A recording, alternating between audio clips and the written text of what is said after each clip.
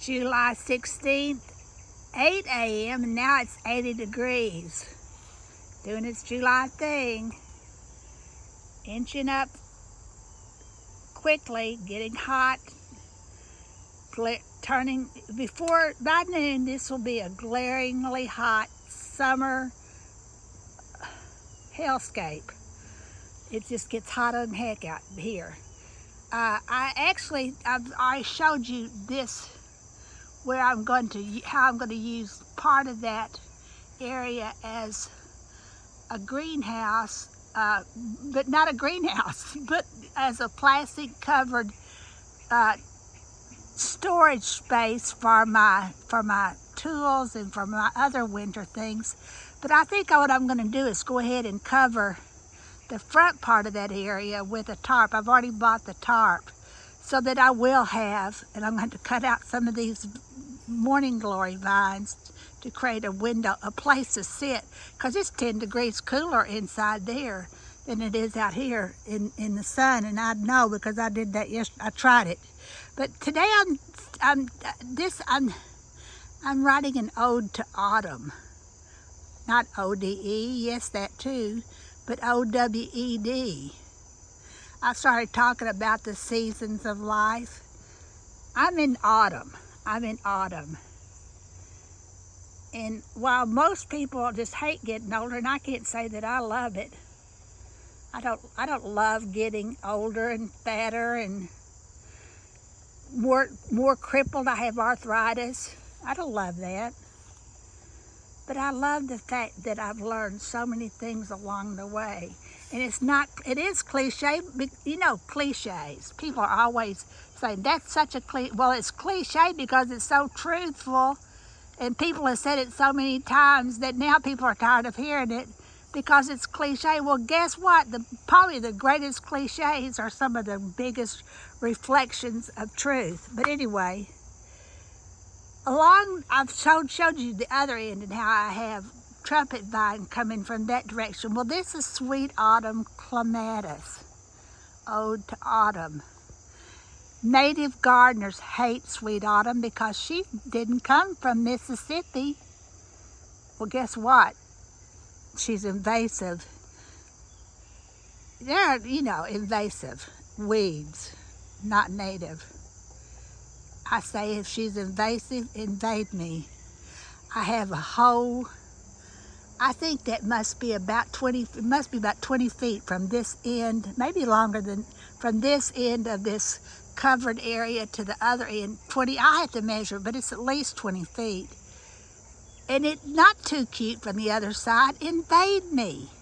I want as much privacy as I can get. Invade me, Sweet Autumn Clematis. And indeed she will. In just another month or two, there will be little white blossoms like wedding bells hanging from this vine. Ode to Autumn. Well, let me show you this. Okay, every decision I make in my garden is deliberate. I've already told you that I deliberately am keeping this poke vine right here, which is becoming hazardous to pass under to get into that area. But guess what? She's staying. The poke plant stays. Poke plant is an ode to autumn. This year, expect to see many paintings of poke plants because it has my favorite color scheme in the autumn. The berries turn purple, the leaves are green and purple, the stalks are purple. Ode to pokeberries, ode to autumn. When I was a child, we would squish the pokeberries and make paint out of it and paint whatever we could find, probably old paper sacks. I still do that occasionally. Ode to autumn. Autumn is the food. Because I survived spring and summer,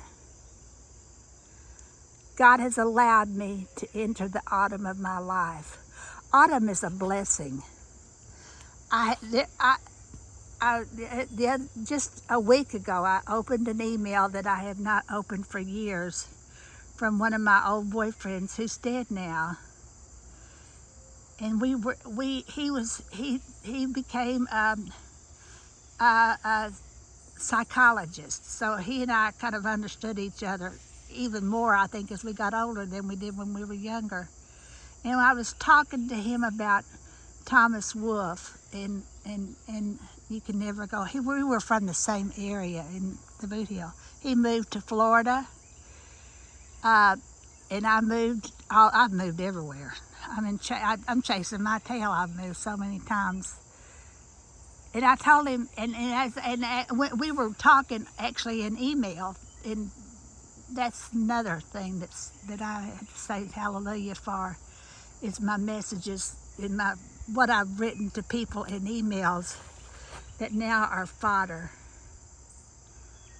for what I'm writing and thinking about now. But anyway, I said, I'm so sorry. I told him after one of my rants about You Can Never Go Home Again and all the reasons why, I said, I guess this is just dribble. And he said, no, what you're writing to me is an heirloom from your mind. And what a beautiful thing for him to say.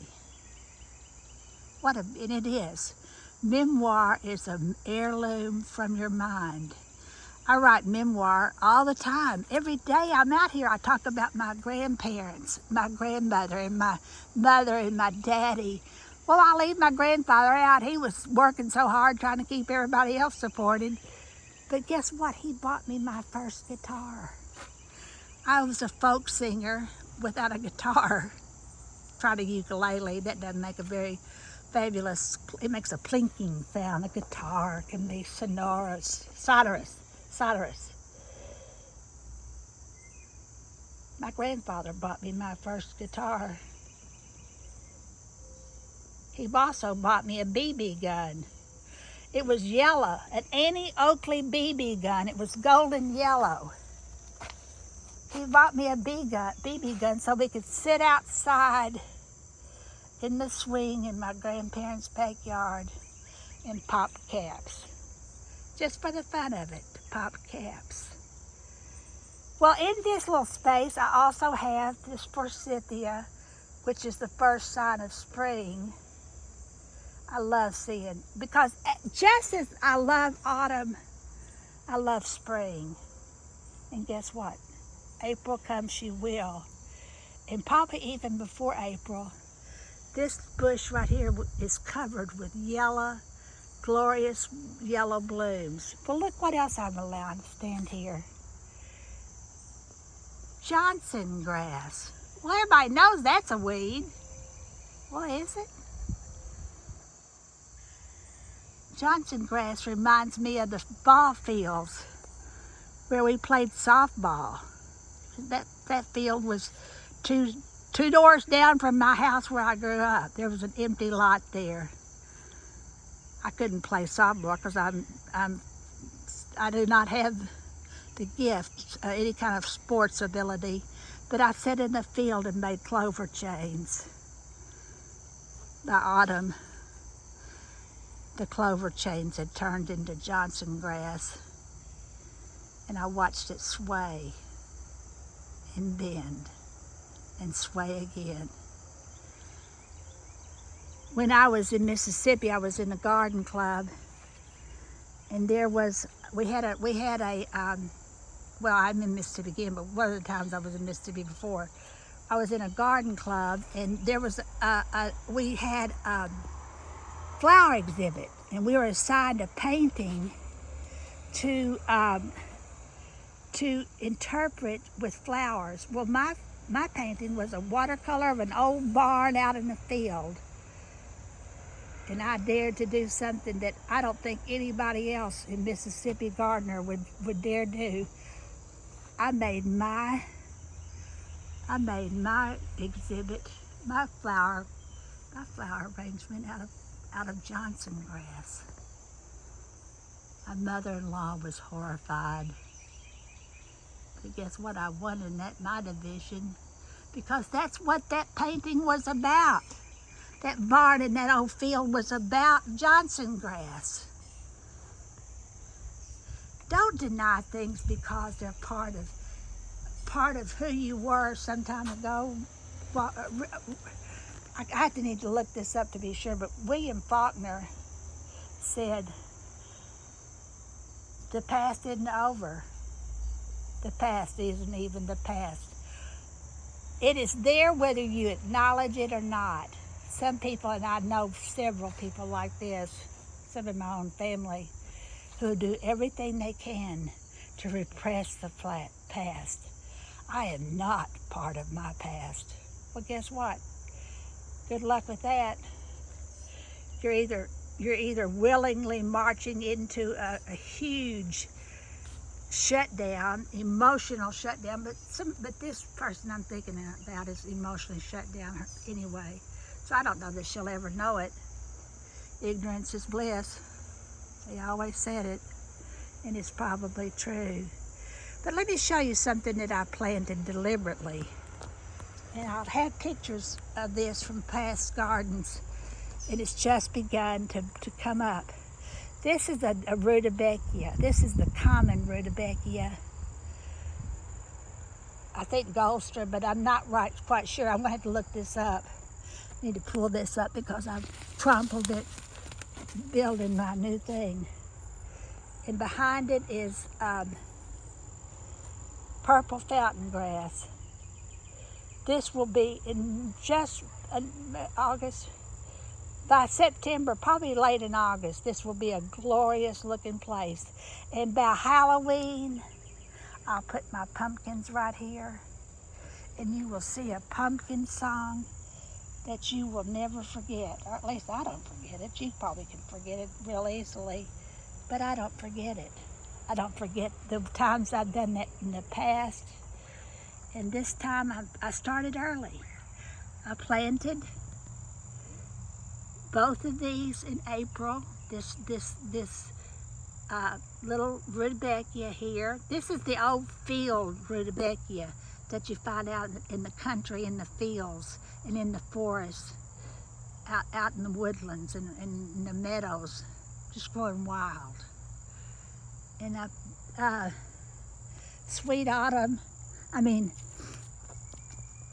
purple fountain grass is not a native, but don't tell me not to love it.